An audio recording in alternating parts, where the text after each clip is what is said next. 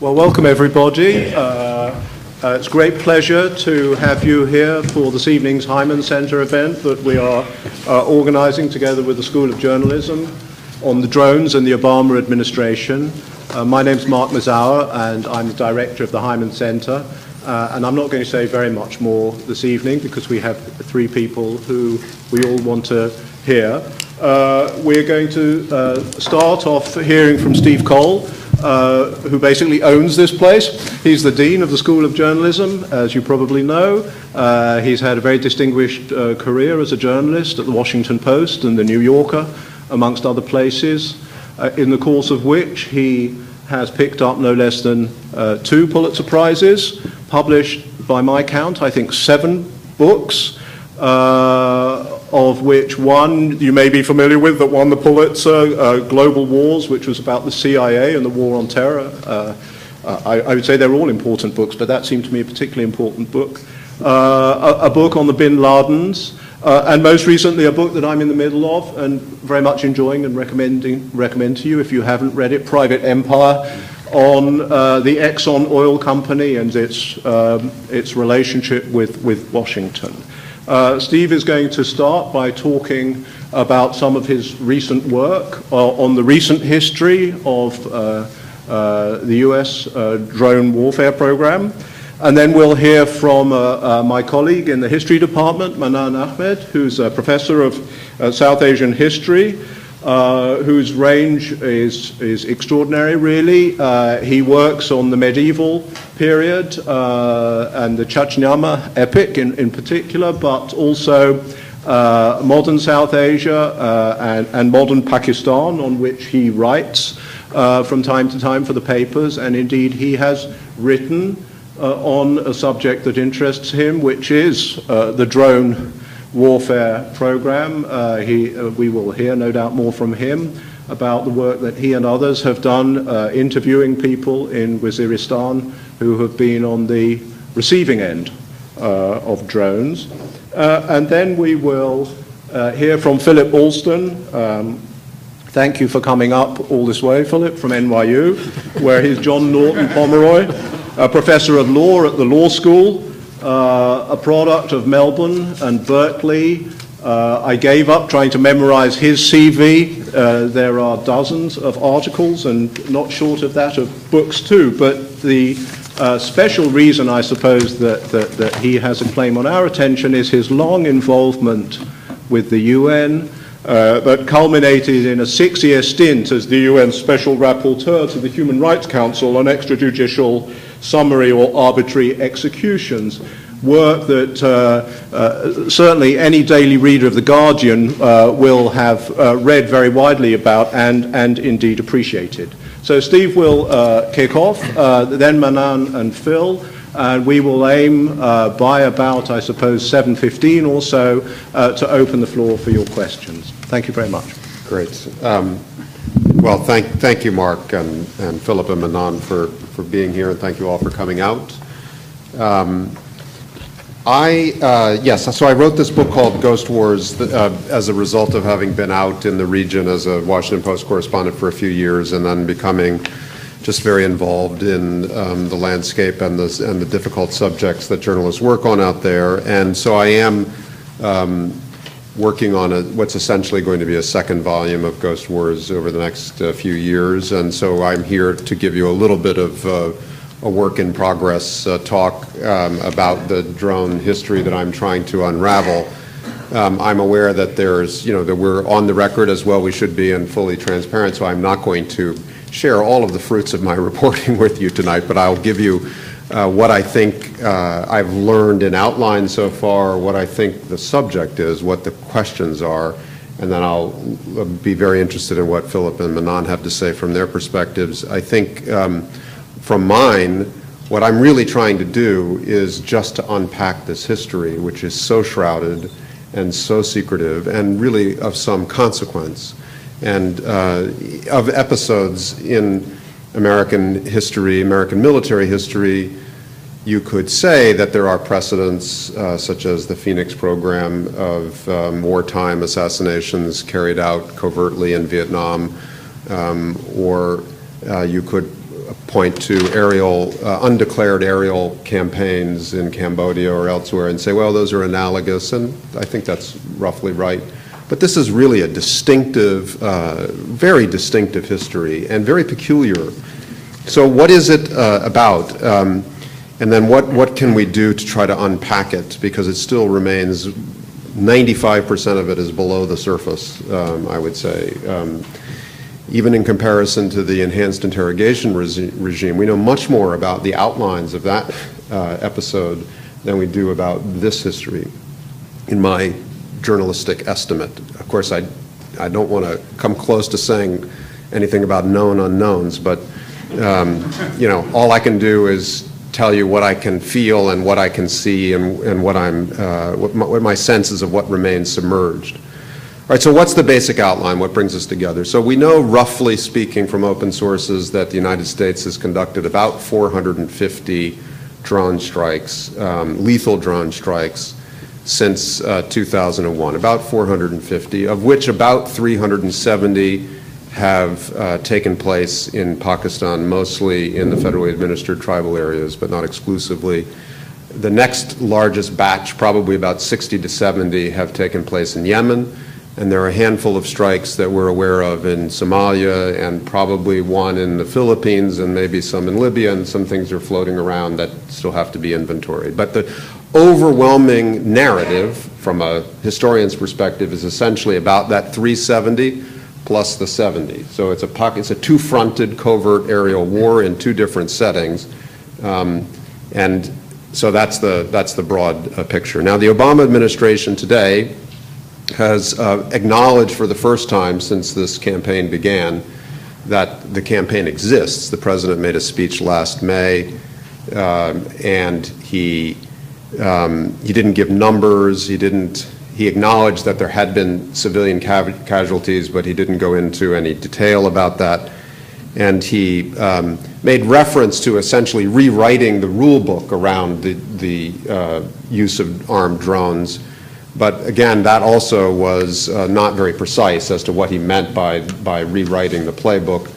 And of course, if there is a new playbook, which I take him at his word, it's entirely classified, so we have no idea what it really means or what it replaced or how it replaced and revised that. So that's part of the hidden history, and some of those are questions of law and public policy that you know, people like Philip are better equipped to address. I'm, for my part, you know, in my old sort of police reporter mode, just interested in what actually happened. Who did what, when, where, how did this involve, and why? What was the sequencing? What were the assumptions, and so on? So I'm going to just take my time here to try to divide what I understand of this history into three chapters. And I'm going to skip over the first one pretty quickly, and I'll talk just a little bit about the second chapter, and I'll spend most of the balance of my time talking about the third. And you know, I will mostly be describing information that could be footnoted to open sources, though there are some other interviewing and other sorts of work that I'm doing that I hope in the end, when I finish my own take on this, that I'll be able to bring forward an even fuller picture than what I'll outline now. But I think, first of all, you know, and I'm just kind of synthesizing what, if you spend as many obsessive hours reading WikiLeaks cables or otherwise, combing all of the open sources and reading Philip's work and all the other kind of clues, connecting the dots, you would also be able to put this together. And it is very much an exercise in investigative history, because we really don't have any authoritative sources about this on the public record, even from the WikiLeaks cables. We only have fragments of insight. Journalism is one source. There's some good journalistic work. Kill or Capture, Dan Kleibman's book, is a pretty good narrative of inside the Justice Department, but it's really only about the Defense Department's Predator program, not the CIA's. There have been some very important human rights and civil society investigations on the ground. Amnesty's work last year in Fatah, I thought, was very good. Human Rights Watch has done some good work on the ground in Yemen recently.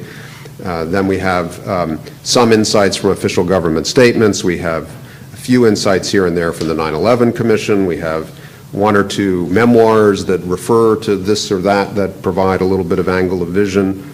And then we have Philip's work and that of his successor, though they proceed, as the UN does, in interaction with states and are not quite as free as us to go around knocking on doors in an unwelcome way.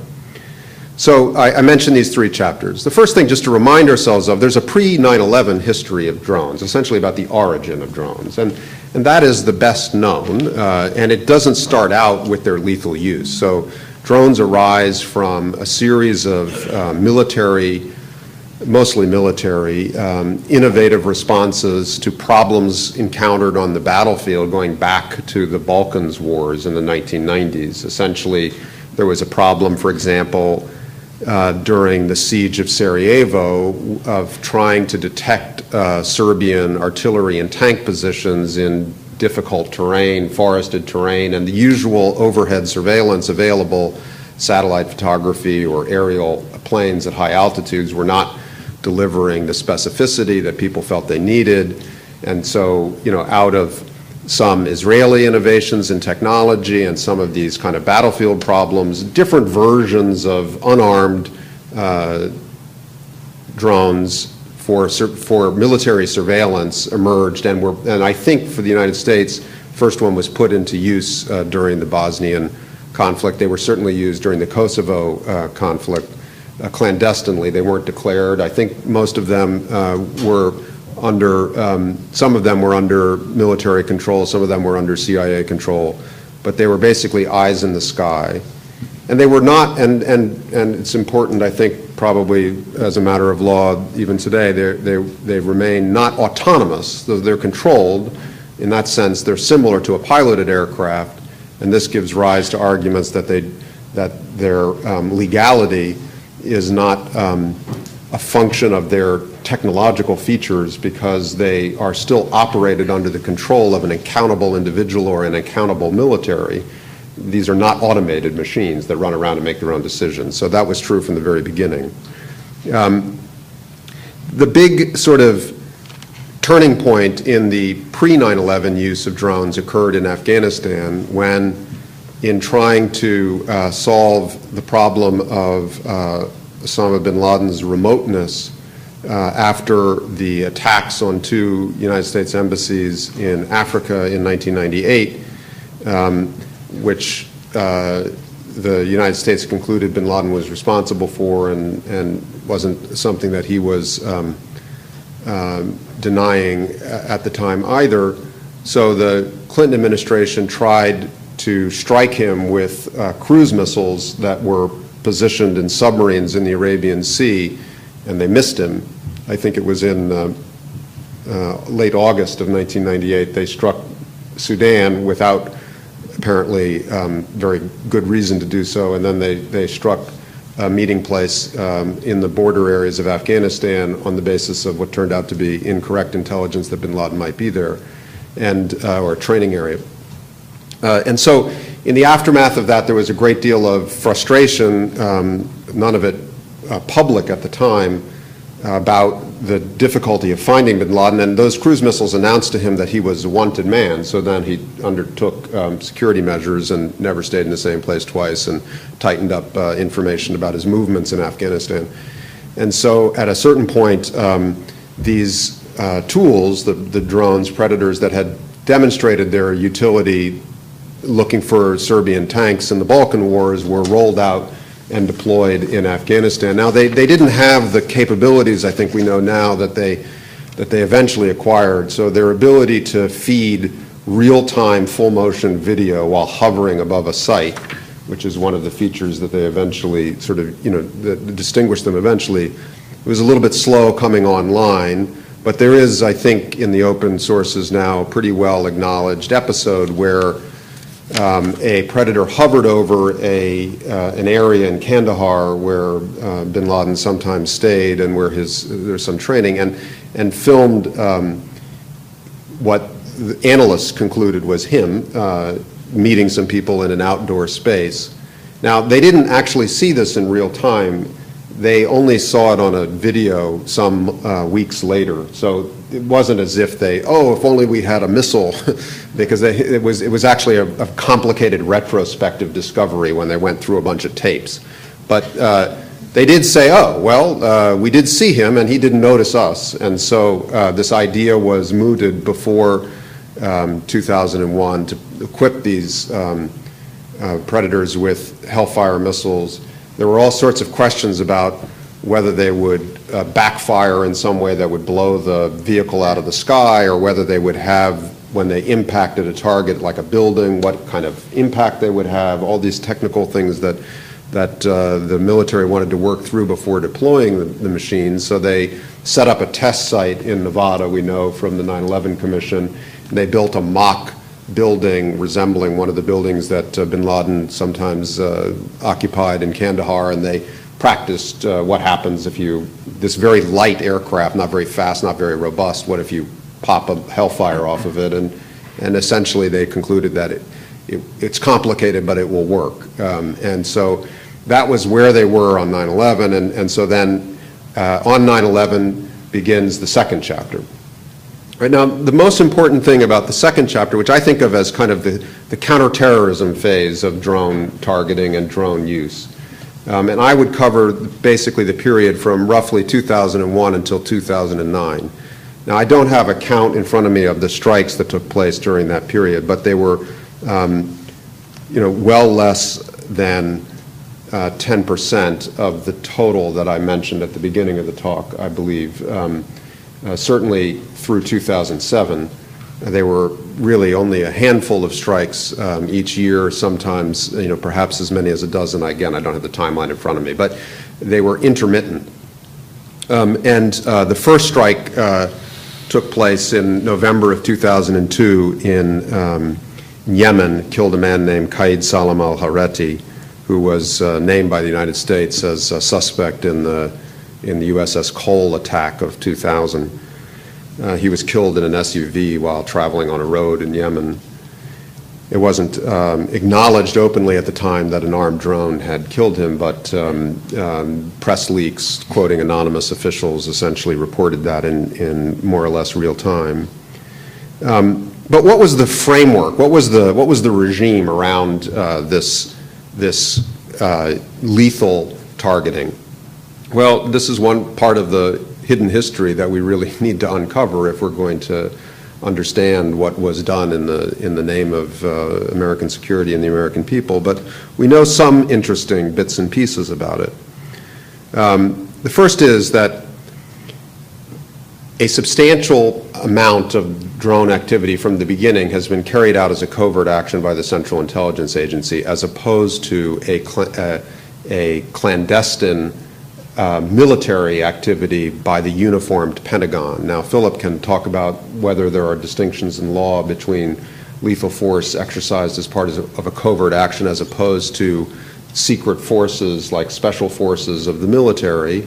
But the point is that this was, from the beginning in Afghanistan and then after 2001, substantially a CIA program. It was run out of their counterterrorism center. It was run against counterterror targets. And its framework under U.S. law and policy was something called a Memorandum of Notification, which is a legal document that sets out the authorization from a President of the United States in detail to the CIA to carry out a covert action for purposes that American law permits. Not to say that that always aligns with international law, but that's the way the U.S. system works. So there was a Memorandum of Notification already at the CIA framing up their covert activities in Afghanistan on 9/11. They already had an MON. But as to its use of lethal force, it was more ambiguous than many CIA operatives wanted. And we haven't actually ever seen the supposedly ambiguous MONs that President Clinton signed off of. I reported in Ghost Wars that he literally wrote in the margins of the MON, changing the language in a kind of probable cause sense. like you would give police officers rules of engagement if you approach a siege house where someone's being held hostage.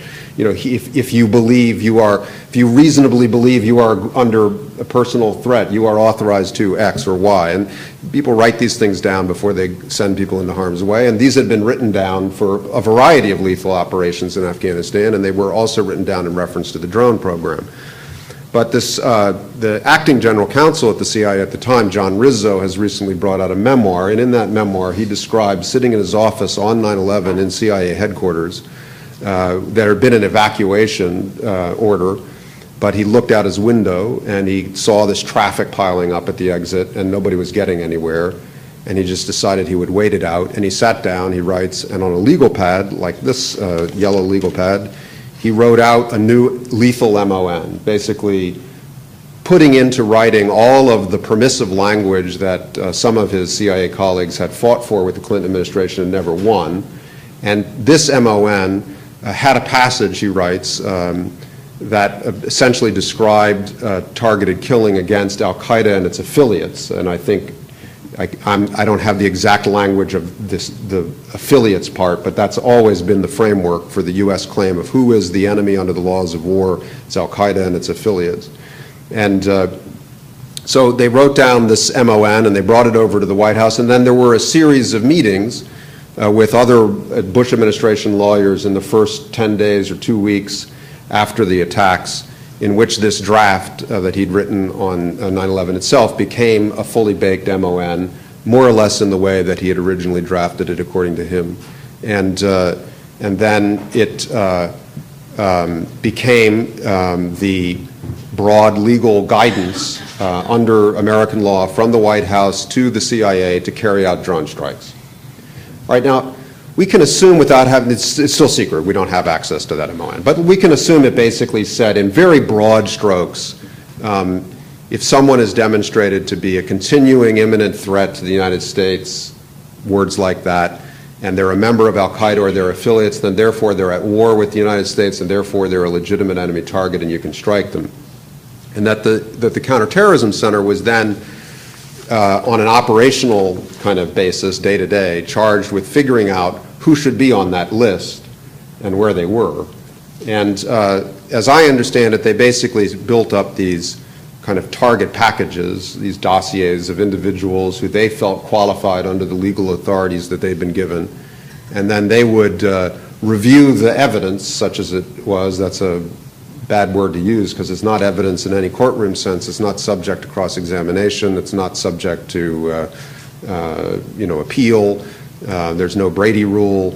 There's no defense. So, but there is information, intelligence information, that is mustered as evidence, and there was internal reviews at different levels of these dossiers, though they didn't generally go all the way to the White House, so far as I can tell.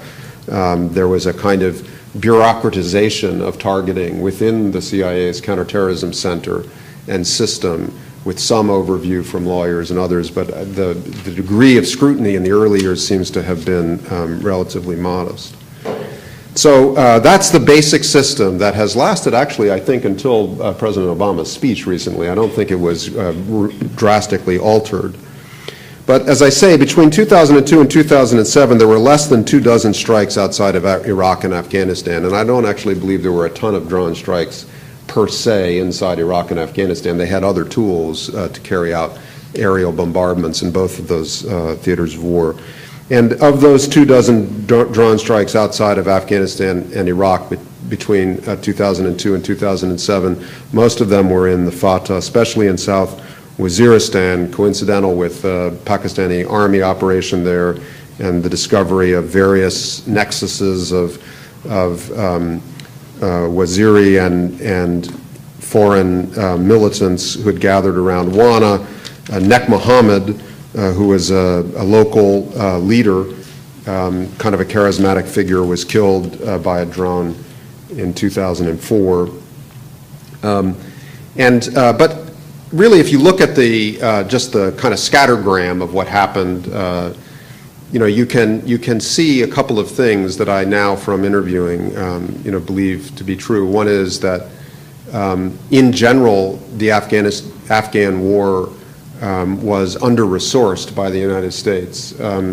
in the period between 2005 and 2007, for example, they turned, the United States under Secretary Rumsfeld turned the entire southern theater of the war over to Great Britain, Canada, and Holland. And this was in order to free up U.S. forces, technology, analysts, and presumably drones to fight in Iraq, where things were going very badly very quickly. And so if you want to ask a friend of yours in the CIA about how many drones he has, or she, I've learned one way to ask it is, how many lines do you have? So a line is the capacity to operate a drone 24 hours a day, 7 days a week over a particular target path within its operational abilities. And so you can imagine that means you have to have more than one drone. It means you have to have gasoline, you have operators, pilots who can go to sleep, all that. But it's basically it's a line, it's a package that can perform that function. And my sense is that, you know, even as late as the Obama administration's arrival on the scene, the number of Predator lines that were operating in the theater more or less explains why the pace of strikes was so intermittent. They really, and the reasons were partly that Iraq was job 1, 2, and 3, and 4 for the increasingly desperate Bush administration. There was also, I think, a reluctance in the Rumsfeld era to commit significant resources to Afghanistan for fear that they would create a momentum of commitments and involvements that he in particular wanted to avoid.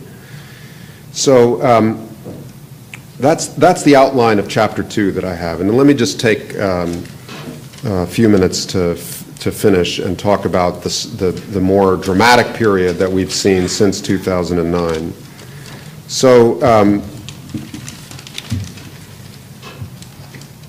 this is a period that lasted between 2009 and 2012. During it, not only did most of the 60 to 70 strikes in Yemen that I mentioned take place, but also the great majority of the 370 or so strikes in Pakistani territory took place. The peak year was 2010, when there were just over 120 drone strikes inside Pakistan. That is a pace, as you can guess, as you can do the arithmetic, one every third day. So what was going on? One question is, when and to what degree was the Pakistani army and the government complicit in this activity? I think the record is clear from the open sources that they did authorize drone activity in Pakistan, at least in 2009.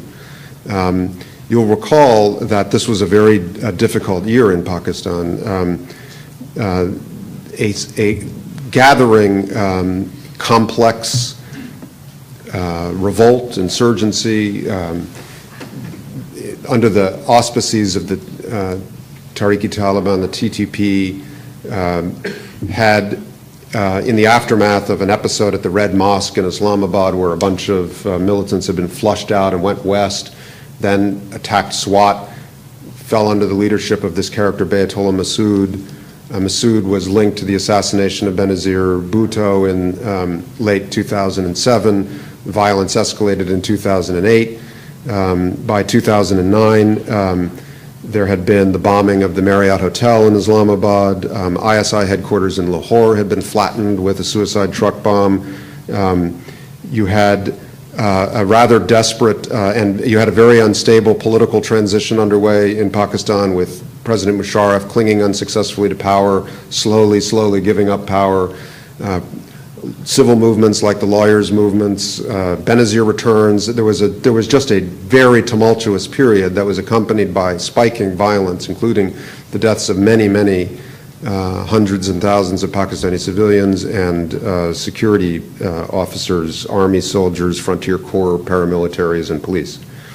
So in that context, the new chief of the Army Staff, General Kayani, we see from the WikiLeaks cables, he clearly endorsed some activities that he was otherwise reluctant to get into. We see that he clearly endorsed embedding U.S. Special Forces as far forward as Miram Shah in small numbers, undeclared, and that these forces would bring with them the capacity to link aerial surveillance from drones to Pakistani military operations. It's a little unclear from the WikiLeaks cables whether these were armed drones or not, but the implication is from a number of conversations that are documented with Pakistani generals during this period that they basically told the Americans, if you can take Bayatollah Masood out, please do so, and that they were cooperating and gathering intelligence about where he might be located.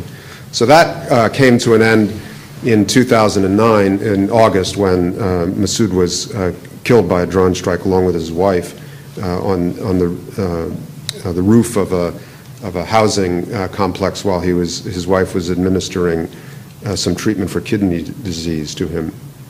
Now, exactly what the form of this bargain was, clearly it seems not to have been much written down. I think the Pakistani position would be that we authorized aerial surveillance when we needed it, but we never authorized lethal force, certainly not on our territory. How true that assertion is, I don't know. I think it wasn't always true. I think it was sometimes true, and I think it was deliberately probably kept ambiguous on both sides. The other thing that's clear is that the Americans, with the boxes of flight zones and the permissions that they had acquired from the Pakistanis, just poured themselves unilaterally into that space and carried out a great number of strikes for which they did not consult or ask permission.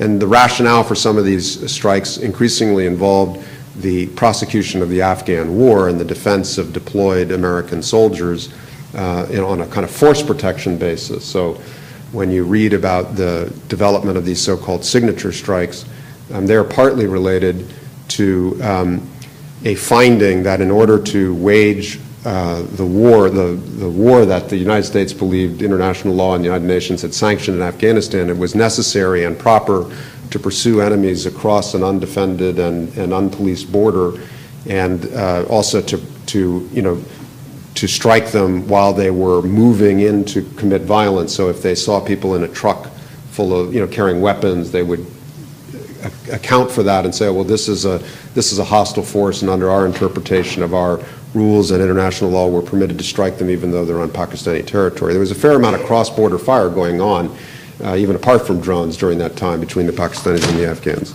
So my assumption is that the great majority of the strikes that took place in the Fatah and in so-called settled areas of Pakistan between 2009 and 2012 were conducted unilaterally by the United States without resort to permissions or consultations with the Pakistan. But I take note that there was clearly a period of collaboration and some degree of permission granted, however ambiguous and complex it may have been. Now, that partnership collapsed in 2011 when the Pakistani government concluded that the basis on which they had granted all these permissions was a flawed one, that the United States was not trustworthy, that the United States interests in this war were not aligned with their own. The Raymond Davis episode where a CIA contractor shot dead a couple of men on the streets of Lahore, and then a rescue vehicle ran over a pedestrian and never was held to account for that. The review of all of these special forces and contractors and people that the Pakistani government felt like they'd lost control of, then leading, of course, up to the discovery of Osama bin Laden in Abbottabad in May of 2011, and the complete breach of the political context in which this very shaky alliance had been constructed in the first instance. And I think there's really no doubt that at that point the Pakistanis really did withdraw whatever permission they had previously been interpreted to have granted. And so then you have still a very busy year of unilateral American strikes in 2011, early 2012. And then we get to the end of our story, which is at some point civil society, public criticism, Pakistani public opinion, which increasingly starts to deliver polling results showing that more Pakistanis regard the United States as an enemy than India as an enemy, and other sort of disconcerting evidence that the strategic consequences of this undeclared aerial war, really analogous in my mind to the Cambodian war as much as anything else, although I don't know about the legal status of this border compared to the legal status of the Cambodian border. But I think that in a sort of military history sense, that's what happened. President Obama decided that in order to succeed on the advice of his generals with this big commitment he'd made to surge combat troops into Afghanistan, that he should prosecute this undeclared air war both against Haqqani and also international al-Qaeda clusters that he couldn't reach through alliance with the Pakistani army, that the Pakistani army did not have the capability or the will to handle on a timeline suitable to the United States, and so they decided just to fight this undeclared air war. And that's basically what those strikes are about. Now, you know, all sorts of claims were made during this air war. In June of 2011, John Brennan, who was then the President's chief counterterrorism advisor and is today the CIA director, said publicly that there were almost no civilian casualties in drone strikes during the previous year.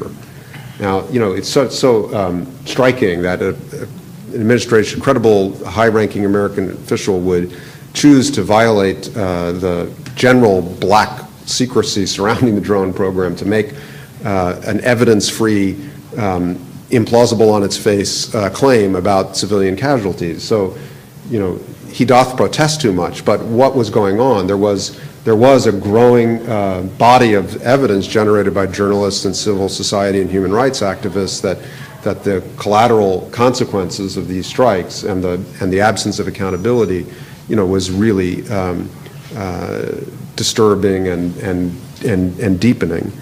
And so they started to respond to it in fragments. Finally, you know, I think toward the end of 2012, in the context of having been reelected, the president seems clearly to have signaled to, you know, now Director Brennan, as he was going to the CIA, I'm tired of being criticized for this, and I don't think you know, the cost-benefit equation is aligned anymore. And so from that flows the decision that's now evident in 2013 to reduce the number of strikes quite dramatically, not to eliminate them, not necessarily even to withdraw the legal framings and permissions that have been granted, but the count this year is, you know, way down compared to last year. I don't have the exact number in front of me. But the president himself, in his speech last May, and I'll finish here, said that one of his concerns in rewriting the playbook for drone warfare was that he felt that that some public officials could come to see drones as, quote, a cure-all for terrorism, unquote. And he didn't reflect in public on whether he himself perhaps had fallen victim to that fallacy. So thank you for listening. I look forward to more discussion.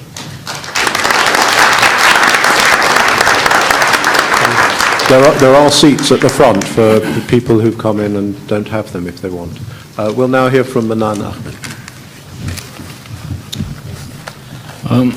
Thank you. I want to thank Mark for inviting me to this forum, and I actually want to thank Steve for a very lucid account of the history of the drone program.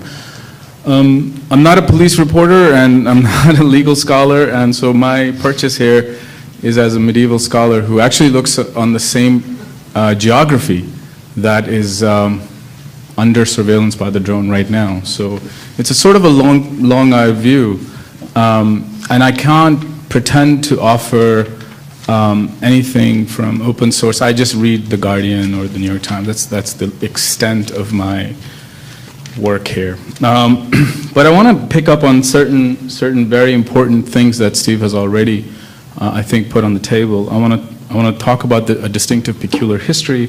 I want to talk about the question of exceptionalism post 9/11, and I want to talk about the question of civilian versus military casualties, and in terms of its what that distinction actually serves. But I want to warn you that my remarks are going to be perhaps theoretical in their import. And let me start off by sort of acknowledging that I am a opponent of the drone strategy. There currently exists a limit of recognition in the liberal critique of the drone program. There's a discussion about the efficacy of the program, and with it an emphasis on collecting numbers of casualties and of some matrices of sorting the dead into militants and civilians. There's a discussion, another there's a discussion of the legality of the program, with its implication for state capacity to fight terrorism or to punish individuals. Or there's a historicizing of drones within imperial histories of violence upon colonized spaces, and with it a linking of United States regime to earlier British or European regimes. In any of these cases, there is an assumption that the critic is making a moral case. So underlying all three of these cases is an assumption that there is a moral argument against the drone program, against the usage of drones for imperial overreach, or against blowback. It could be a very simple rationalist argument as well, but which stops at not knowing the precise numbers of civilian casualties, and hence the judgment remains in suspension, right? So you don't know enough, and hence you have to stop yourself. A historian at Stanford, Priya Satya, has written a very good book on spies. It's called Spies in Arabia, and she has very recently an article come out in Humanities journal called Drones, A History. Her path-breaking work in linking British and later US regimes of power, Priya Satya's, is highly critical of imperial outreach, and in an exemplary fashion, I believe. Yet Satya concludes, quote, "Only intense public pressure can force lawmakers to have a conversation about what drones should be used for, as has been true of limits we want to impose on other technologies from computers to landmines." Now, Satya's reversion to an idealized liberal democratic politics is incongruent to the critique that she herself delivers. I mean, to give a history of drones and its usage through British Air Force and United States, and then to conclude at the end that what we need is public pressure on lawmakers to realize the danger drones pose to us as a democracy seems incongruent to me. What Satya does not do is question the very gaze that allows lawmakers to constitute a space of exception for a vast swath of subaltern subjects and reject the premise in the first place, right? So what we need to do is understand what allows the drone to operate in what is could be termed a borderland. But it's not an advisable position to take. After all, the drones ostensibly target a group of individuals, Al-Qaeda or affiliates, as Steve mentioned, who as well make no difference between civilian and military, and who have carried out a string of horrific violence, which Steve already sort of laid out in Lahore, in Pakistan, in the United States, all over. These individuals are, first of all, assumed to be deemed outside of reason, outside of history, and markedly outside of time. And then the only option to eliminate them is brute force. And in this particular chain of calculation, the drone program, however flawed, represents the best case scenario. And that's basically the ideal type defense of the drone program. What I would like to do is point out a history both for the targeting of the space and the lived space, and argue that drones do not represent any paradigmatic shift.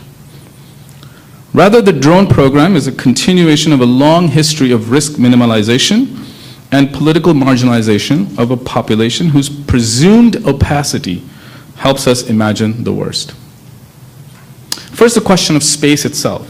The ungoverned or semi-governed space, which is thought to lie at the borderlands or at the frontier, it is a site of anxiety, a source of disruption, a place where inclement forces gather to plot and to attack. In his State of the Union address on November 16, 1818, James Monroe stood before Congress to give a justification for why Andrew Jackson had attacked Spanish Florida and executed 2 British citizens for aiding and abetting the enemy. This case, notably, is the legal precedent argued by the current administration for incarcerating those who provided, quote, material support for terrorism in Guantanamo. I want to lay out the case that Monroe lays out in his defense on Jackson's expedition. First, he notes that Florida is a space that, while legally belonging to Spain, is an ungoverned space. I quote, "A state of things has existed in the Floridas, the tendency of which has been obvious to all who have paid the slightest attention to the progress of affairs in that quarter. Throughout the whole of these provinces, to which the Spanish title extends the government of Spain, has scarcely been felt. Its authority has been confined, almost, Spanish authority, has been confined almost exclusively to the walls of Pensacola and St. Augustine, within which only small garrisons have been maintained." The parallels should be very clear. Adventurers from every country, fugitives from justice, and absconding slaves have found an asylum there. Several tribes of Indians, strong in the number of their warriors, remarkable for their ferocity, and whose settlements extend to our limits, inhabit those provinces. Right? So there's a space at the borderland which is filled with people who mean harm. And whether Spain has a legal right or not, the main question is that is of United States' capacity to defend itself. Monroe then says that Florida has become a safe haven, to use a contemporary jargon. Quote, this country had in fact become the theater of every species of lawless adventure, unquote. The aggressive buccaneering of, quote, adventurers from every country, fugitive from justices, absconding slaves, tribes of Indians remarkable for their ferocity, now poses a threat to the United States. And it is against these foreign adventurers and savages that the United States must act. Monroe is clear that acting against them is a moral and legal right.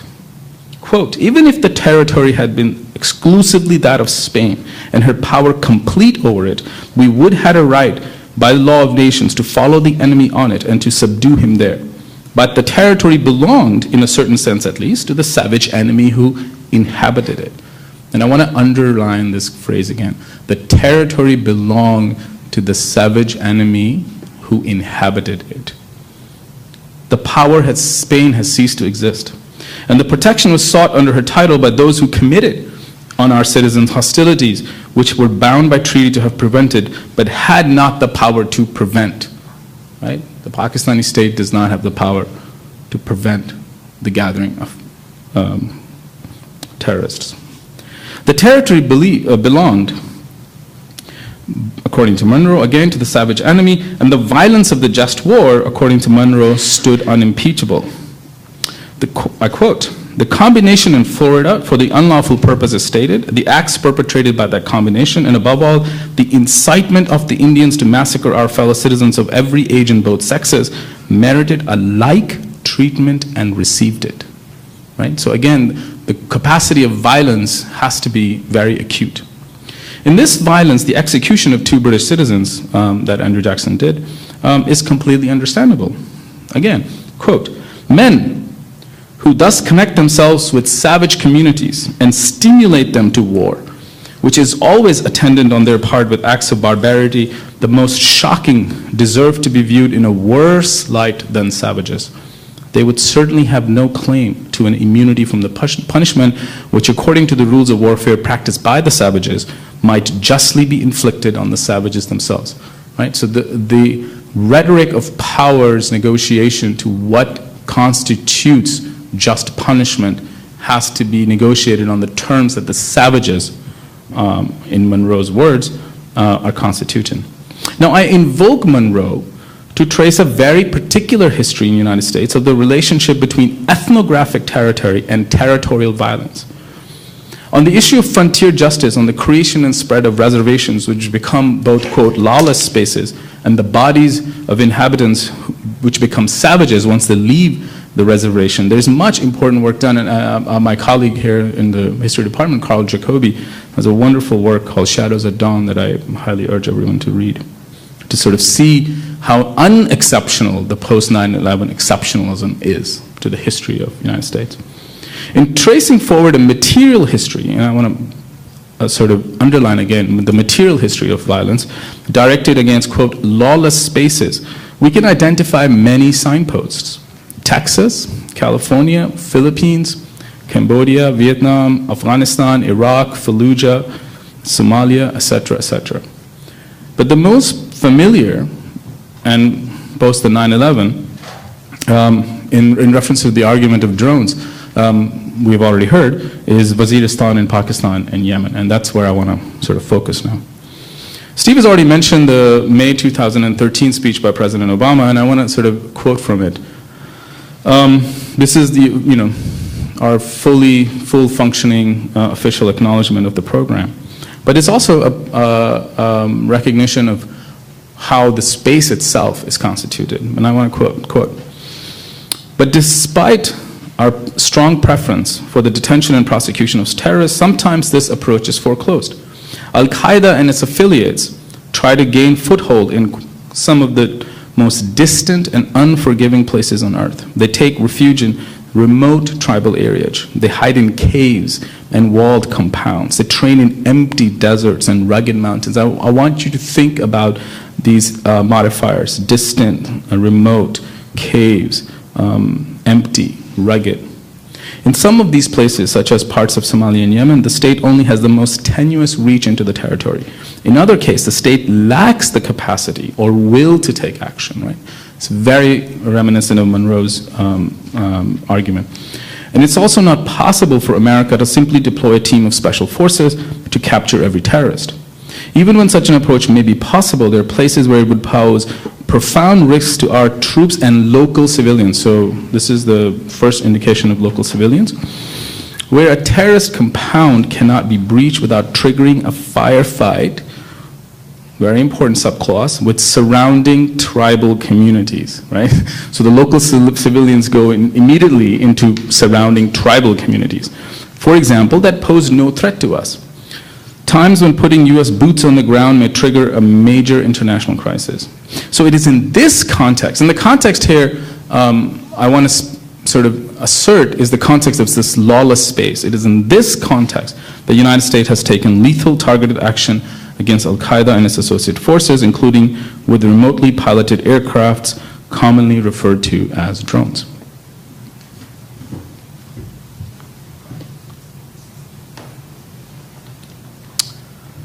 In creating a state of exception, a frontier of aggressors, the current administration is locating itself not in clandestine or exceptional scenarios, but the very logic of American military past, on the continent and away from it. This linking is not frequently invoked, but I'm especially keen on locating the state of exception argument within American political history rather than the history of British Empire in the Middle East or India, as Priya Satya has done, right? So I would rather connect this history to the United States' own past rather than create an argument about the British Empire and US's relationship and the whole question of whether US is an empire or not, et cetera, et cetera.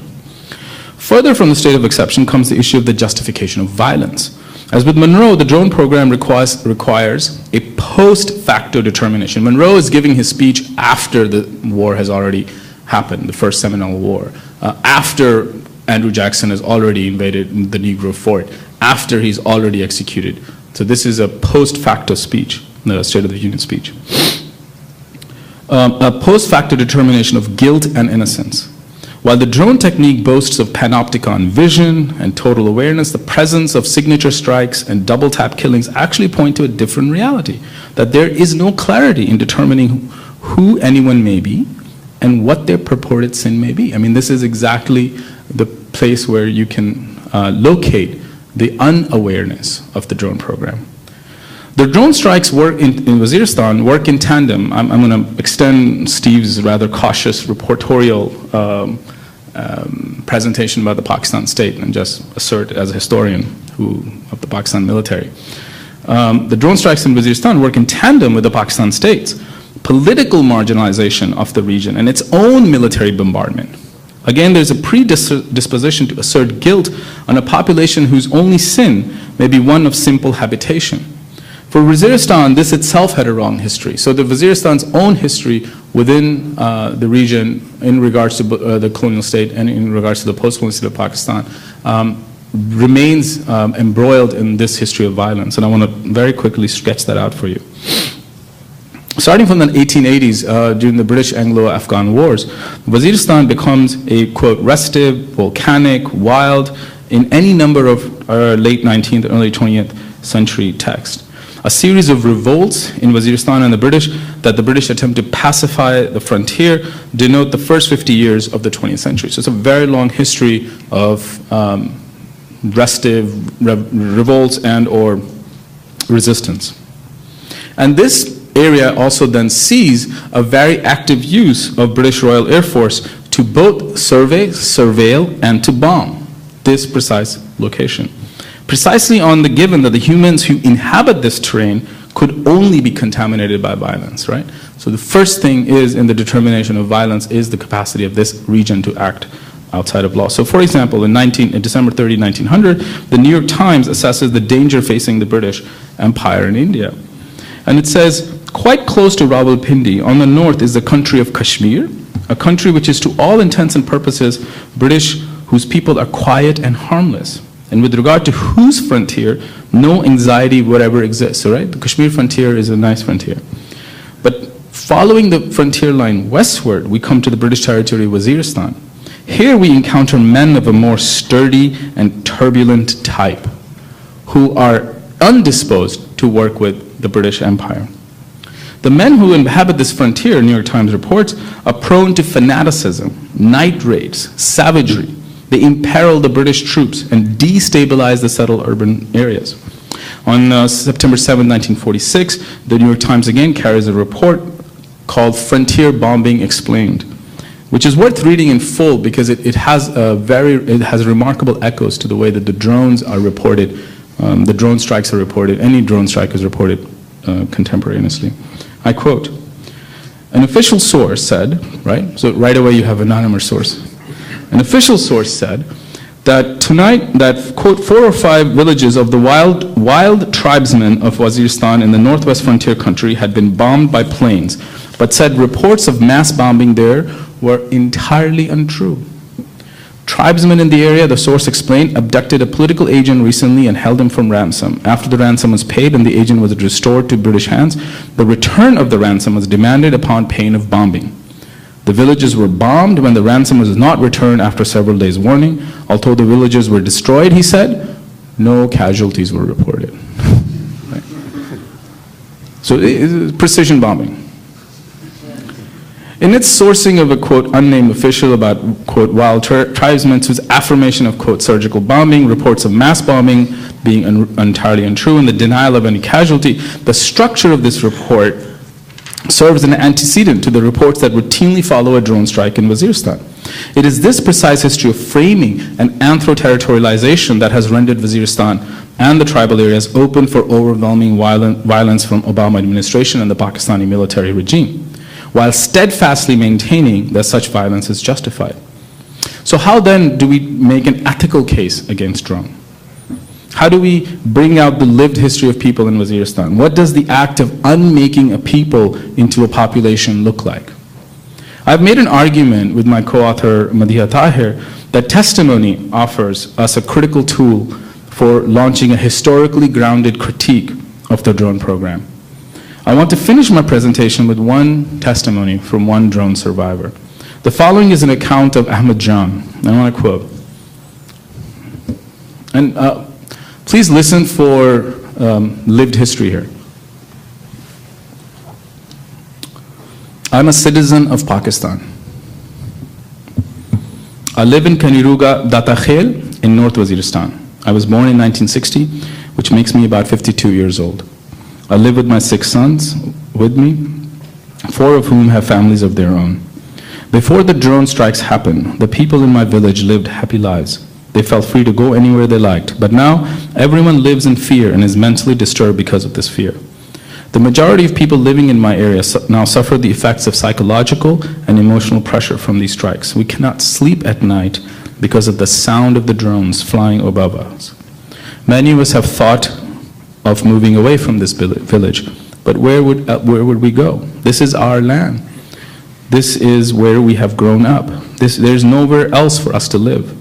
There are a lot of drone attacks in my area, but the only strike I have seen with my own eyes is the one I survived.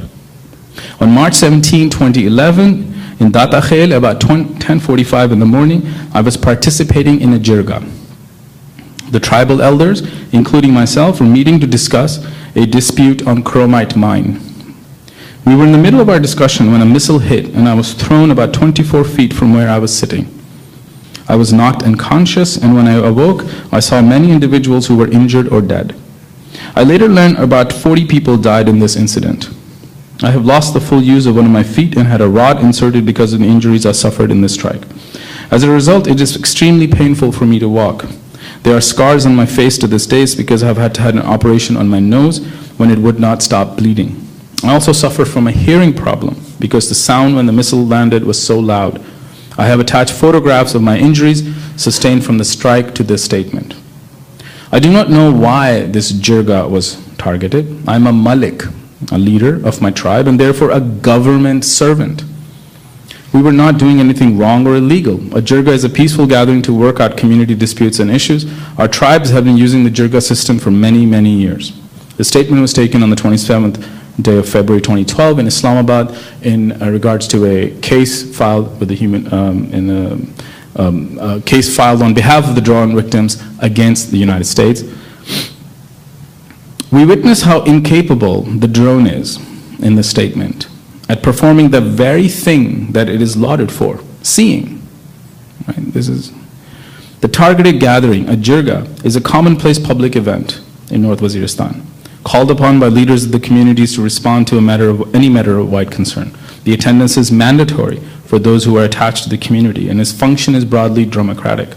As a policy, the U.S. regime in Afghanistan actually has been promoting jirga as a plausible strategy, counter-strategy against the Taliban. However, this same sociality becomes a target of the drone strike since it is spatially rendered as a gathering of military-aged men. Right? So the very same function that state function that is being served by the jirga from the drone's perspective is seen as a gathering of military-aged men. The subject speaking, Ahmed Jan, is then a transformed individual. The violence that he survives changes him. He accounts for the physical damage, but the question of his other selves is not asked, and hence remains unanswered. He stresses his subjectivity of being a malik, a government servant, and he expresses the incredulity that they would target him for basically doing his job, his official job. Quote, "We are not doing anything illegal." He stresses Ahmed Jan's commitment to a local regime of governance in a place that is deemed ungoverned is shared across many testimonies collected by Madiha Tahir and others. In these testimonies, we witness that Waziristan is a regulated, lived space that has specific public and private rituals that endorse a network of relationships and affects. The case against the Obama administration's usage of extrajudicial killings must take many forms, of course, perhaps beginning from the close ties between the United States and the Pakistan military. But the ethical case against drones cannot continue to do a double violence on the people of Waziristan by ignoring their full reason, full history, and full living in time with our own selves. Thank you.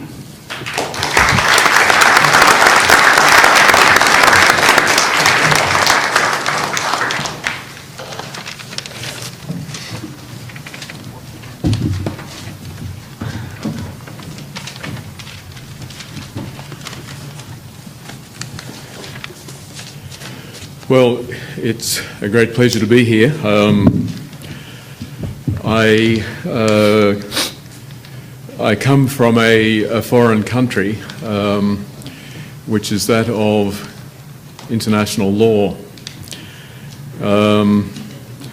Foreign in disciplinary terms, but also perhaps foreign in terms of the way in which these issues are analyzed and interpreted. I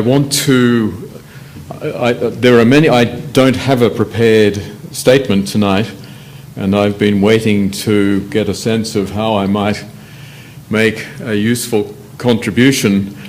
I think probably a brief review, again, more or less historical, of the relationship that I have had with the United States government in my capacity as the United Nations expert focusing on these issues might be the most informative in this context. So I'll start with that and then just end with a couple of broader comments. I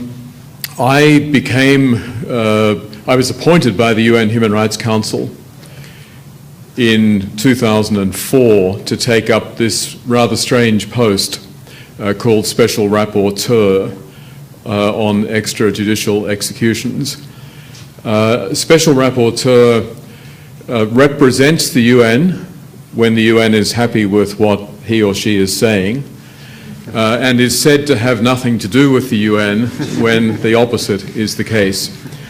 So Secretary General Ban Ki-moon was very happy to say that I had nothing to do with the UN when I made comments about Sri Lanka that he didn't like. I think he subsequently came round on that one. I engaged with the United States as soon as I became rapporteur by picking up on the Yemen strike that occurred in 2002 and asking the United States what the legal rationale was for carrying out that targeted killing in a foreign country.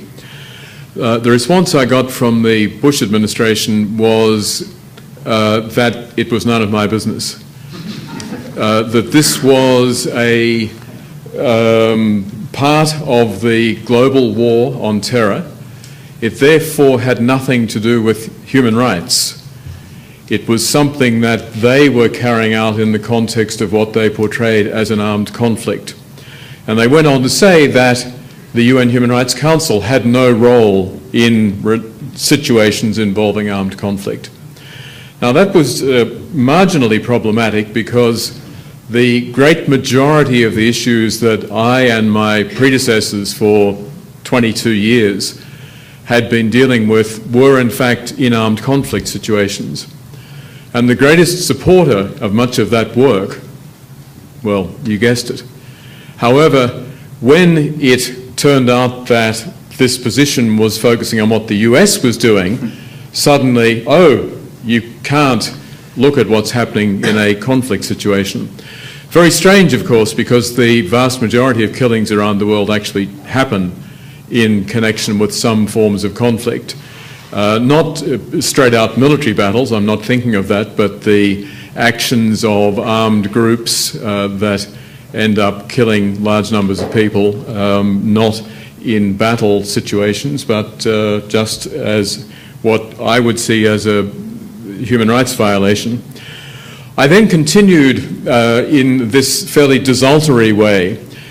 Steve made a reference to the UN, and it's true that as a UN expert, I had no resources available to me, no staff, not even the right, in fact, to do the sort of thing that he does every day, to phone someone up and say, hi, I want to chat, just want to talk about what you've been doing. In the UN context, all those sort of things have to be done in a formal, official sort of way. I can't approach a government official and say, hey, Jack, you want to have a drink? Tell me what's been going on. UN is supposed to write a letter saying I'd be interested in meeting with one of your officials, etc., etc. So the desultory relationship between me and the Bush administration consisted basically of exchanging what diplomats call horrifically notes verbal, in other words, letters. Dear George, well, not quite. Dear United States government, thanks very much for your reply telling me that I should go to hell and have no role in any of this, but I just wonder if we could develop this argument a little more and so I can understand better why it is that the US doesn't have to provide any account whatsoever of the killing that took place, etc. We went on with this correspondence. It became, to the credit of the administration, I suppose, at least a lot more detailed and substantive than it had initially been, but certainly no more responsive or flexible. I then undertook an official mission to Afghanistan in 2008. In Afghanistan, I became particularly interested not in drones at that point, but rather in so-called night raids. In other words, actions where military forces, and it was interesting that Manan referred to night raids as one of the techniques used historically in these areas, but the night raids that I was interested in were raids that were carried out by unidentified foreign actors and resulted in the killings of significant numbers of people.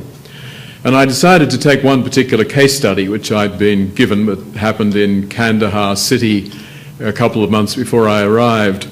And I followed that incident through and there were two brothers. They were called the Chicken Brothers because they were chicken sellers, in fact, in the market. And they had been killed in a night raid, foreign forces raiding the house in which they were sleeping and killing them. So I met with various military officials and others. Well, I think I first met actually historically with the Minister of Defence in Afghanistan and asked him if he knew about the activities of a certain group that I named. And he looked at me knowingly and said, the more you can find out about them, the better it will be for us. We are very unhappy with these activities.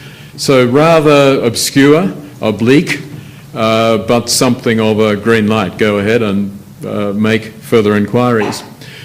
Then picking up on this particular case of the two who'd been killed, speaking to various forces, as Steve said at this stage, the British and the Dutch were still basically in charge down south. Do you know anything about this? No, nothing. Do you know who did it? No. Well, it certainly wasn't us, that's for sure. Any sense who did? Well, why don't you ask, I don't know, the Americans? Okay, so you think they did it? We don't know anything. Good. Same story from the Dutch and from the British in separate meetings and interviews. Ask the Americans, and of course the Americans say, no, certainly none of our forces were involved in this. And of course the key word here was forces, because in fact it wasn't the forces as it turned out, and eventually I'll spare you the details, but I got this, again, oblique confirmation from a very senior military man in the very senior American military man in Kabul, when he basically said, look, you know, this really goes back to the agency, and it's not something that we have anything to do. And I said, would you like to know more about it? And he said, yeah, we'd love to, but they don't tell us. They report directly back to Langley. So what I discovered was that, in fact, the CIA was running these forces, basically paramilitary, where they recruited locals to carry out these killing raids. So completely off the radar screen. I subsequently met with the Inspector General of the CIA in the United States, said I'd like to get more information on this, and he said, please tell me what you know. You know, this is very important for us.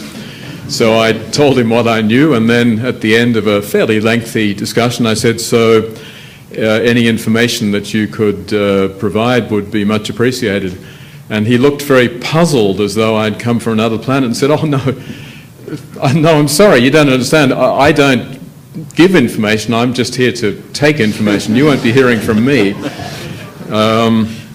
And so that started me off on the focus on the extent to which the CIA was involved in carrying out these completely unacknowledged killings in the Afghan zone of conflict. Then the drones picked up both civilian casualties in the air in Afghanistan, which was a significant issue in the days of Stanley McChrystal and others, where there were quite a few aerial raids that ended up killing significant numbers of civilians, and each time that happened, the US realized that it was extremely bad in public relations terms, and there was a serious effort to try to pull back. There was an emerging degree of transparency on the part of the US military, where significant civilian casualties were alleged and there was a reasonable amount of evidence produced. They would carry out an investigation and they would reveal a certain amount of their findings. But at the same time, of course, the action picked up in Pakistan, and there the Defense Department was not involved. Instead, this was the CIA. And there what we found was that there was no responsiveness. As Steve said, there was the standard response that we can neither confirm nor deny that we know anything, that we know what a drone is, that we know if there's a program, that we know if there's any Americans involved. Sorry, can't confirm anything. I started making statements then in the UN context, again in this very tedious sort of indirect way, which drew the attention of the United States, but not in any sustained way. And I was informed of that attention primarily, in fact overwhelmingly, maybe even entirely, by journalists. Because journalists would phone up and say, hey, I'm just back from Langley, or I'm just back from the Pentagon, and I've got some questions, because they're very irritated by your comments. You know, they think you're very naive, they think you don't understand basics, etc. Can you please explain? I then indicated that I was going to do a comprehensive report on the circumstances under which these targeted killings might be legal or might not be legal. And I should jump ahead and say I personally am not opposed to the use of drones. I think they are a very effective weapon of war, and if they are used in the appropriate way in an armed conflict, in compliance with the rules governing armed conflicts, they are like every other weapon, except potentially more accurate and less harmful to the surroundings. My problem is the extent to which the drones were being used in ways that were not consistent with the accepted rules of international law. I just want to jump ahead, because I should finish, I think, and leave time for discussion, to say that what's interesting to me is that you've got this external expert actor operating under the name of the UN, but without any particular UN support, whose reports were essentially ignored officially by the United States. I think the main formal comment I got when I presented my very lengthy report, which was in 2010, was we'd like to thank Professor Alston for his report and look forward to reading it. Something like that. I'm sure they look forward to reading it. And so one could say that all of this had no effect.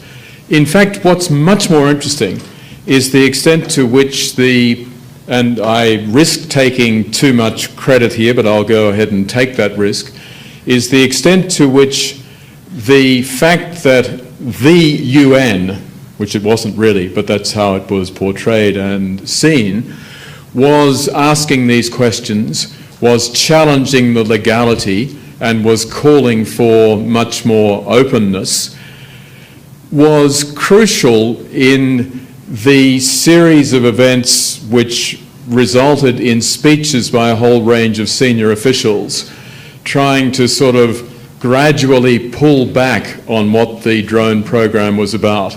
They didn't acknowledge that. They said everything we're doing is legal. Harold Coe, the legal advisor at the time, saying that I have looked very carefully at this program. I'm completely convinced that everything is in accordance with international law. Various others making comparable statements. But over time, what we got was the evolution towards the statement made by President Obama in May 2013, which affirmed that United States policy is very clearly to do X, Y, and Z, but X, Y, and Z were definitively not things that had characterized much of the program prior to that time. That we will, for example, only target those who represent an imminent threat, only those who are senior in the organization. We know from what little information is out there that the United States killed a very large number of foot soldiers, people whose role was very minor, but who got onto some sort of kill list and didn't comply with the terms that Obama has now laid out. And we've now seen, it's a variety of reasons, of course. I'm not taking the credit for this. The media played an absolutely central role in it. Events in Pakistan, the negotiations with the Taliban and so on now help to explain why there have been almost no attacks in the last 2 or 3 months. But the point I want to make is, and this is my final word, this is a political statement, forgive me, but I would justify it on the grounds of international law. Think of Crimea What did Putin do? He violated international law. That's what we cannot accept. And that's why we need to stand up. Now, United States credibility in making those sort of statements is somewhat dependent on the extent to which it complies with international law. What you have in relation to the drone program, and we could sit here all night and go into complex legal arguments, which are important and relevant and don't often have simple answers. I would submit, and of course the US Defense Department would not accept this, but I would submit that the entire structure of both international humanitarian law and human rights law are premised on the notion that states that are accused of violating that law will respond with sufficient information to enable an evaluation and assessment to be undertaken. Now, I could go on and justify that at great length. The United States position, on the other hand, is we, the CIA, have no obligation to tell you anything.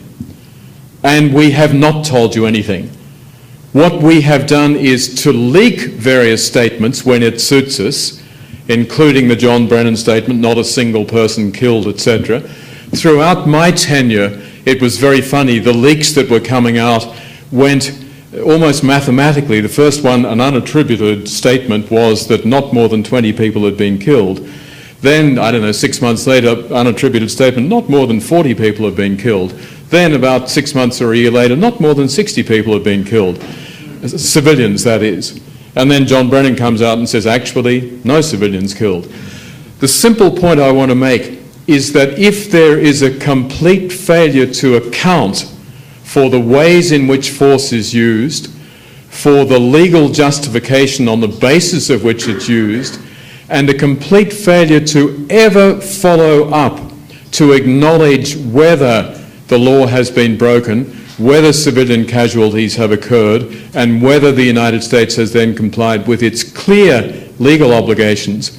That failure, regardless of anything else, represents a major violation of international law and sets the United States up as an actor which sees itself as simply not accountable.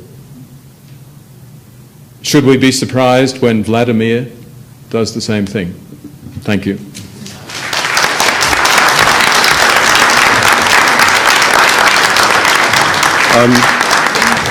I'd like to thank all three speakers. I want to leave time for questions. I move to observe myself, I suppose, listening to these three presentations, the absolute centrality of a discourse of international law, of legality, an agency that refuses to divulge information publicly, that operates under shroud of darkness, is nevertheless itself obsessed by memoranda that set out the basis upon which its forces may or may not be able to act legally. There is discourse that might either serve American interest or fail to serve American interests. And one of the things I found fascinating in this was to counterpose this with what I understood Manan to be introducing, which is a question of history here, and how the history of the discourse itself is involved. If you look back to the origins of international law, especially international law of the rules of war, mid-19th century origins operate very much in a kind of neo-medieval chivalric ideal of two equally matched, honourable, knightly opponents, states. But it says very little about dishonourable, non-knightly states, which was, of course, the conundrum posed by empire in particular. And there have been all the way through the development of law the voices that said, actually, this is a discourse that will enable violence on the fringes of the civilized domains rather than disable it. And then there was the further point about whether the borderlands are not merely a feature of the history of empire, but an intrinsic feature of US history from the early 19th century. And in my mind, if you put all of that together, then you get some very urgent questions about what actually the appeal to law does in helping us think through drones. But I don't want to say any more than that. I know there will be questions. We have about 15 minutes for them. There are microphones, so perhaps if you would either put up your hand and then you can either come to the front, that might be the simplest thing.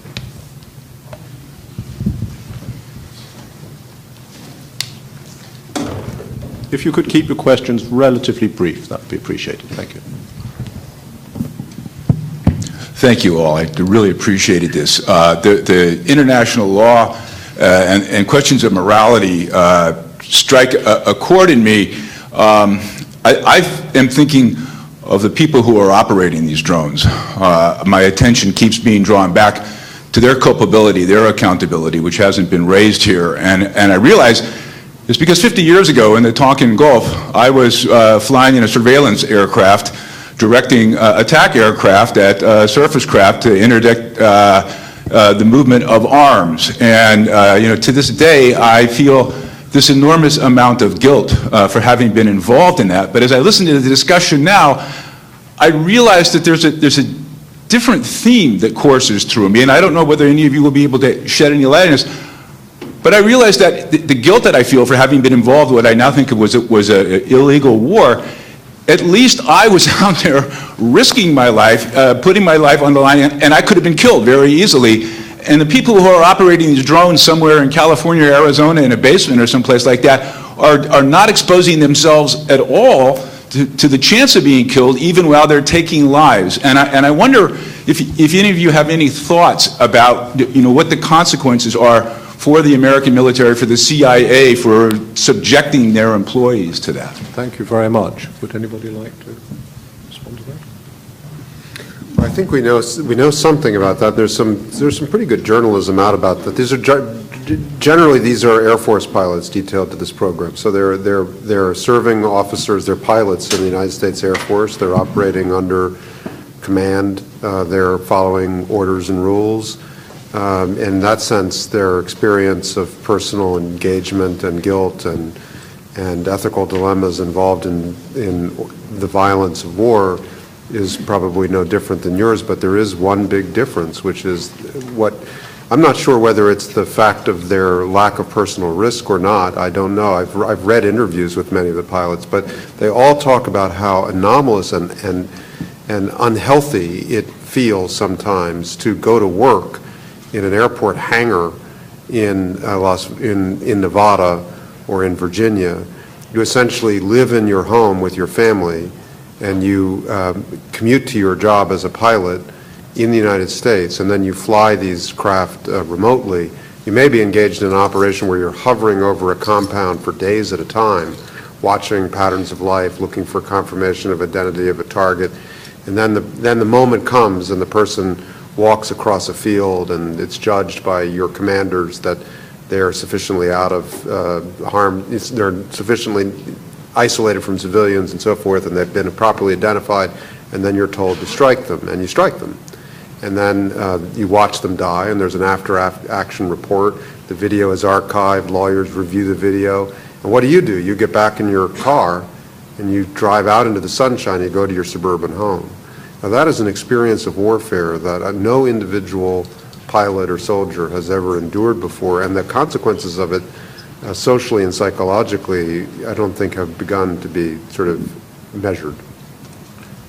If I could just add to that, because it's something that has interested me in the past, and I've talked to people at West Point, and my impression is there's a lot of anxiety. It's a generational gulf, but a lot of anxiety amongst senior Army figures in particular, that an institution that this society rhetorically and more than rhetorically values very highly, the military, values highly because you can plausibly argue that serving soldiers put their lives at risk, may in fact jeopardize that social prestige and the things that come from that if it becomes identified with the kind of risk-free asymmetrical warfare that you're talking about. So my impression is it's a very live issue of concern for some people in the military. Yeah. There's a microphone if you'd like. There's a microphone if you'd like it. Oh, no. Oh, I see. Just a little more on the mechanics, if you will. Some of us pedestrian question may not know the size. What are the costs, and where are they made? Never really seen one. Yeah, you could probably pull out your phone and Google a photograph of a Predator. There are two kinds of drones in operation now, at least, that are carrying missiles. The original Predator is, and I don't remember the feet, but it's not a huge, it's an ungainly looking machine, quite light. It has a relatively low-powered engine. At times in gusty winds, I believe the early models really could sometimes fly only 60 miles an hour. They're almost like ultralights. But they've got this big, heavy missile that has a heck of a lot of blowback on it, so there must be some aerodynamic stability about them. Now, they've been succeeded by these vehicles that are referred to as Reapers, and my understanding from reading about them is that they're much larger. They fly at much higher altitudes. They can fly for longer times, and they're more durable. You know, the last time I knew the price tag of a Predator was way back in the 90s. I think they were relatively cheap, like under 10 million a pop. But you can imagine that in this environment of large budgets and heavy contracting, they've become fairly expensive. The other thing that's pretty clear from the open descriptions, and sometimes the Air Force has invited people in to look at them, and if you travel around the world, if you're on military airports or dual-use airports, it's not unusual just to see one, usually Predators. They really are striking, odd. They look like bugs, big giant gnats. And, well, I've lost my train of thought. I'll leave it there. Thank you. Hi, this is my name is Avneet. I have 3 points to make. You can address all three or any one. The first is the danger of accepting the whole mentality of drone war, because we've gone from non-lethal drones to surveillance to lethal. So, I mean, having drones with nuclear missiles is just another extension in the gray area to me, especially given the danger right now over Crimea and the heated tensions globally over this. The second is that, you know, the most important basis for this global, quote-unquote, global war on terror is 9/11. And the reality is the 9/11, you know, the official government Senate investigation revealed that the 28 pages which Bush redacted and Obama redacted, which revealed the Saudi and the British role behind 9/11, which is still covered up by Obama. And the fact that it is the same network which actually not just did 9/11, funded 9/11, but also funds most of the jihadi movements around the world in Syria, Libya, etc. The third thing, I mean, this is very important because now there is actually in Congress a bill, H.R. 428, which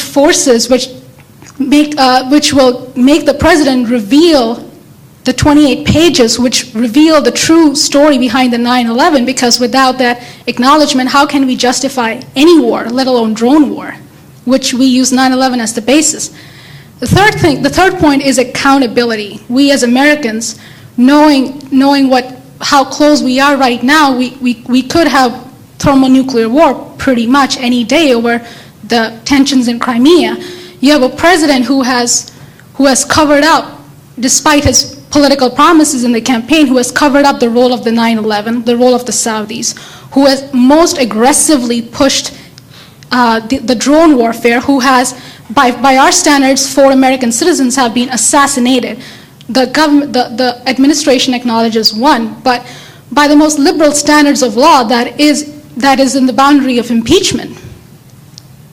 Thank you. So I'd like to address these 3 Thank you very points. much. Would you like to address any of those? That's for you, Steve. I've been giving my colleagues a chance to respond.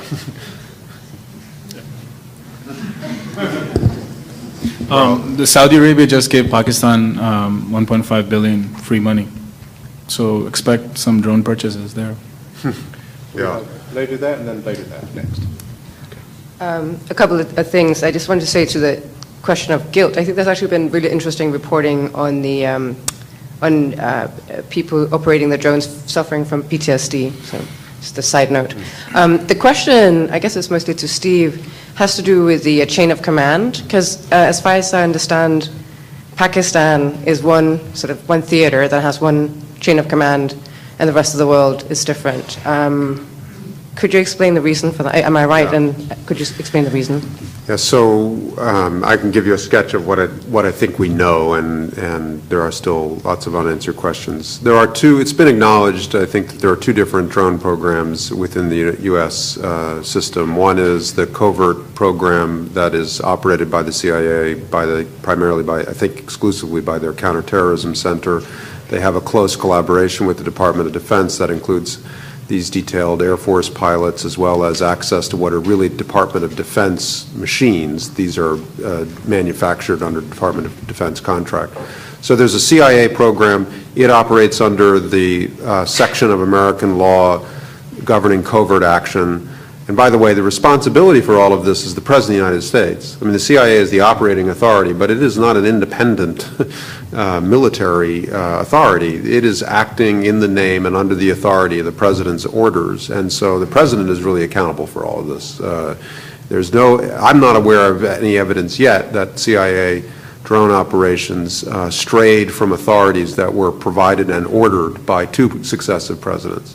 So that's one program. The second program is a Defense Department program that seems to be located in JSOC, the Joint Special Operations Command, and it operates under a completely different set of American laws involving the oversight of formal military action. People, I guess lawyers in the administration draw a distinction between the word covert and the word clandestine. Covert refers to the body of law that arises when a president orders the CIA to essentially violate other countries' laws in a covert action because the interests of the United States require such secrecy. And the actions are structured to be deniable by the United States, even though quite a lot of CIA covert actions get exposed pretty quickly, sometimes by CIA officials, it seems. Then the JSOC program is clandestine in the sense that it's undeclared, but it is not claiming legal authority under American covert action law. It is operating under a whole series of other titles of U.S. congressional notification. There's a whole different set of committees that oversee these in the Congress, and there's a whole different body of law around them. So my impression is that in Yemen, the Pentagon program, the JSOC program, has operated alongside a CIA program. I don't know what the proportion of that ownership of the 60 or 70 is, but I think the JSOC program is quite active in Yemen, whereas in the border areas of Pakistan and Afghanistan, it fell to the CIA program because of the original counterterrorism mandate and the pursuit of Al-Qaeda leadership and others across the border into Pakistan after Tora Bora and so on. So I've always wondered whether there wasn't also a JSOC element during the most active period in Fatah. It wouldn't necessarily be of much interest to people living on the ground in Fatah or to anyone other than perhaps Philip and myself. But it's never been suggested that there is. The narrative line has always been that program was entirely a CIA program. And the reason was a historical reason, not, because why would you have two different, them operating under different kind of... it's part of this. Yeah, I think it has to do with the desire to... There were basically two competing counterterrorism programs that sprang up in the Bush administration, both of them extraordinarily resourced, and both of them writing their own rules and laws along the way. So there was a JSOC program, and they both had worldwide mandates. And at the beginning, they really didn't cooperate with one another very well. I've heard stories from let's see if it was the CIA side or the JSOC side. CIA side, going into a country, discovering that some JSOC non-commissioned officer has been arrested by the host country for being out too late at a bar and getting into a fight, and the head of the local security force calls his CIA counterpart and says, who is this American that's down and drunk and sleeping in the drunk tank? And CIA goes down and spring him out of jail and get him out of the country, and they say, well, what are you even doing here? We had no idea that special forces were operating in this country. You didn't tell us. So they basically both developed their own global counterterrorism strategy, and both of them eventually acquired access to drones. The JSOC program, because it operated under military law and military command and was not designed to be deniable and had to be reported in certain ways to Congress, it always surfaced in interagency debates in a more transparent way. So if you read the Dan Kleidman book, you can see debates that involve Harold Koh, the State Department's chief legal advisor, human rights lawyer based at Yale Law School, and he's arguing with his Pentagon counterpart, the General Counsel Jay Johnson, who's now head of the Department of Homeland Security, over whether or not they've got enough evidence to justify this strike or that strike, or whether the rules have been followed. But Koh and other lawyers like him on the civilian side of the bureaucracy never had access to the CIA program in a similar way, because they were completely different command authorities. Okay, thank you. Thank you.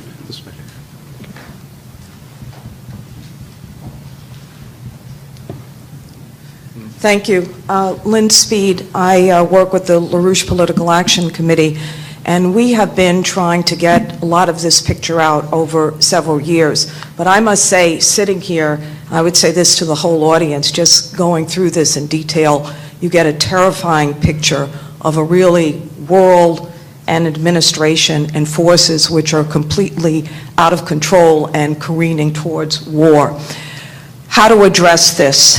I think in the wake, particularly of Senator Feinstein's March 11th remarks on the Senate floor in challenging some of the abuses of the CIA, and I appreciate the comments that there is a commander-in-chief in charge of this, the Obama administration, in stonewalling on the Senate Intelligence Committee's investigation of Dirty Dick Cheney's torture policy, which is certainly related to what we've been discussing here tonight.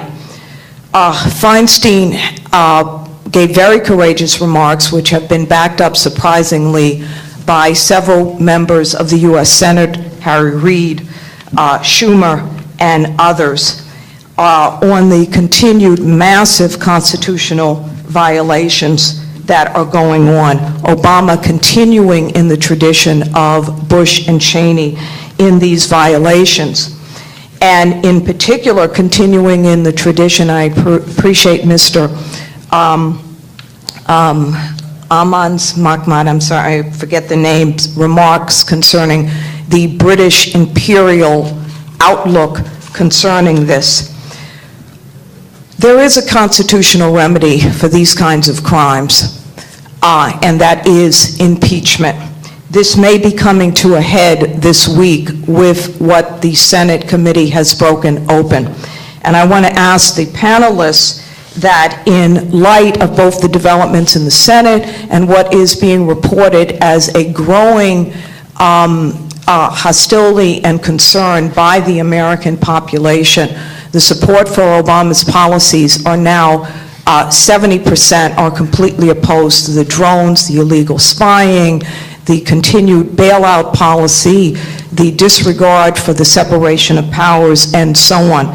So the question of impeachment, which is now looming, that's a higher rate even than President Nixon had before he was forced to resign under the threat of impeachment. I want to know, first of all, what the panel thinks of such constitutional remedies, and secondly, what else can be done to get this out massively? I mean, it occurs to me that this is the kind of thing which, if the American people knew this, you'd probably have 99% in favor of impeachment. It's an outrage. It has to be stopped. The world is careening toward a disaster which could end up in a nuclear war disaster unless something is done to check these abuses. Thank you very much. Who would like to address the question of impeachment?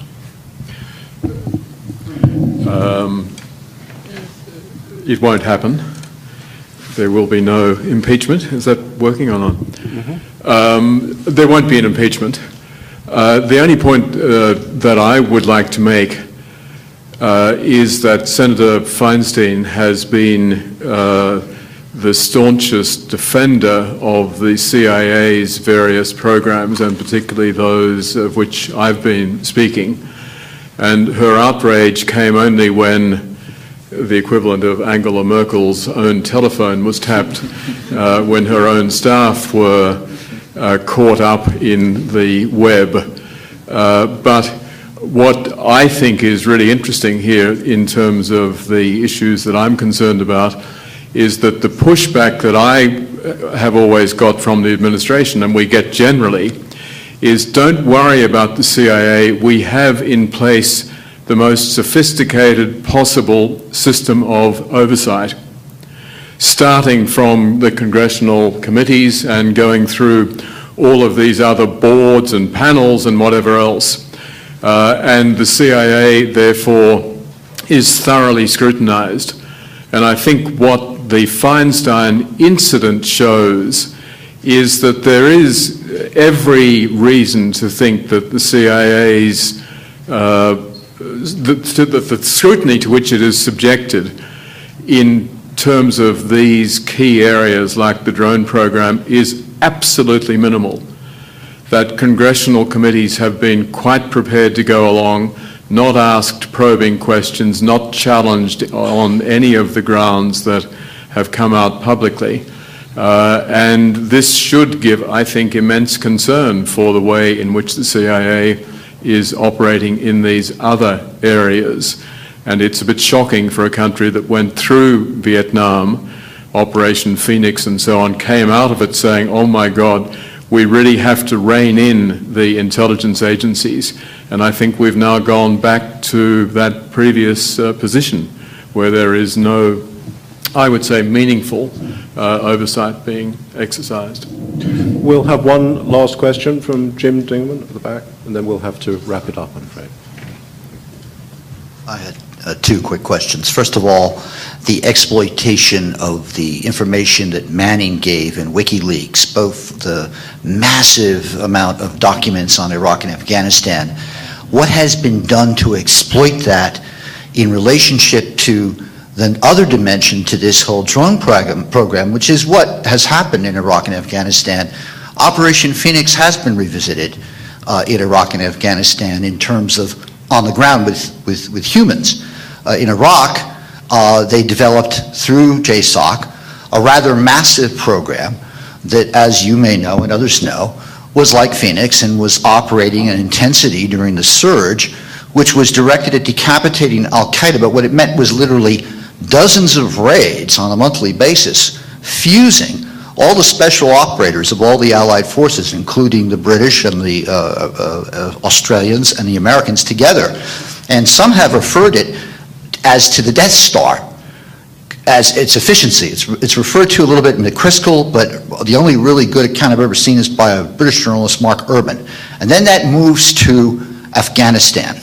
So I wanted to add that into the dimension, because the drone strikes are, to me, nothing like Operation Menu, which was the B-52 bombings of Cambodia, a completely different kind of thing. But that dimension to it, what do we know about the legalities and illegalities of this program that is part of the drone program? That's how it is. It's a whole conceived operation. It's just not the drones operating. It's human operators operating in a coordinated fashion out to, quote, take out the terrorists. And I wanted to throw that into there because I hadn't heard you mention that at all yet. Thank you. So that's your chicken shots, yeah? Your chicken brothers. I don't have much to add to what I said before. I mean, I think that, well, the only thing I'd add in terms of, just for Steve's sake, I guess, you will know from my writings that I am actually more concerned than I think you suggested you were about the ways in which JSOC operates and the degree of transparency that we have in relation to their operations.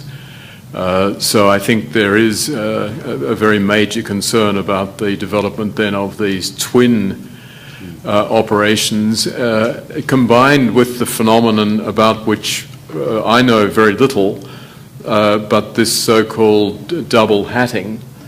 In other words, where if the CIA has legal authority under the appropriate provisions of US law to carry out an operation, but doesn't have the expertise, someone can be seconded from the Department of Defense and treated as though they were a CIA operative for the duration of that exercise. And so that was, in fact, what happened with the bin Laden operation. The briefing on bin Laden was given by Panetta from CIA headquarters, but it was clearly carried out, as we know, by the Navy SEALs and so on. My assumption is that they were, quote, double-hatted, that the Navy SEALs were given over to the CIA so that they could operate in accordance with US law under CIA conditions. And that seems to me to be a classic violation of the whole intention of the US Civil Code, which has these two entirely separate arrangements for governing the actions of an intelligence agency on one hand. Remember, an intelligence agency. You know, intelligence agencies can do very dirty things, but they are designed to gather intelligence. We all have them. Every country has them. But to then vest them with a killing operation is not what was intended, is not what should go with, in my view, the concept of intelligence. And that's why you've got the justification for the two codes. If you've got a group that's exercising military power, it should be governed in this way, reporting to the civilian authorities a degree of transparency and so on. If you've got an intelligence operation, then of course it's going to be secretive. Of course you can't ask them for details, where did you go yesterday, and so on. That's why you've got to keep them separate. But if you then develop this system of switching all the time, it's simply a way of getting around the fundamental assumptions of the law. Would anyone have any final words? Well, you've all been very patient, but I hope you'll join me in thanking our speakers for wonderful. Thank you very much.